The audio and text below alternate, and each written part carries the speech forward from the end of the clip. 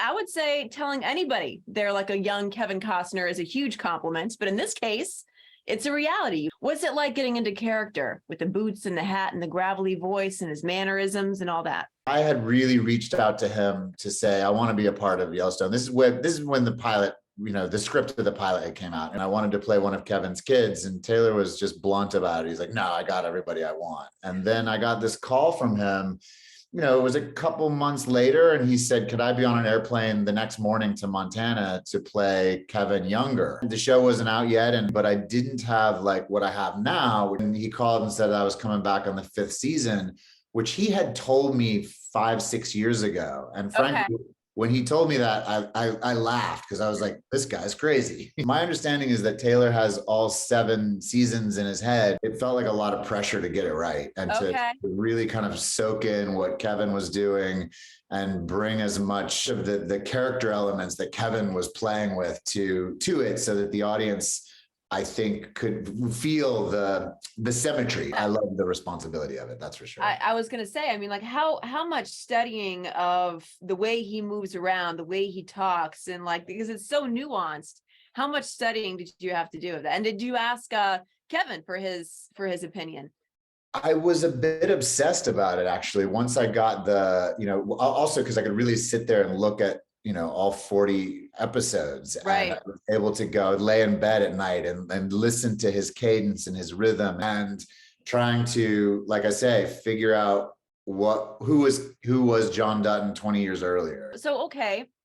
I mean, people seem to love you as a young John Dutton to the point where they're calling for a spinoff featuring you. Would you be down for that?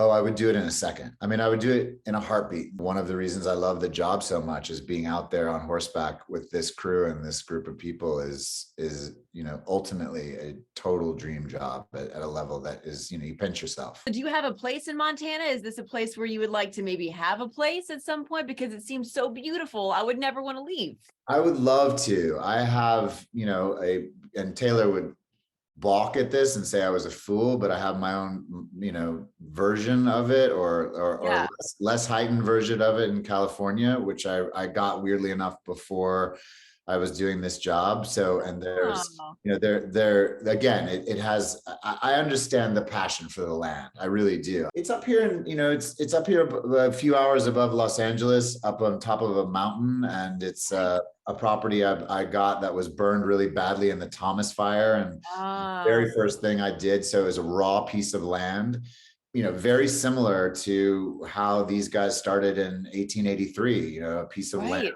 is raw. And in my case, it had been badly burned. And so I bought a tractor and I just started cleaning it up and figuring it out. One story I haven't told very much, but it's true, is earlier this year, I was using what's called it's a wood splitter. It's a big gas powered wood splitter to create these huge pieces of oak that had been burned badly in the fire. Yeah.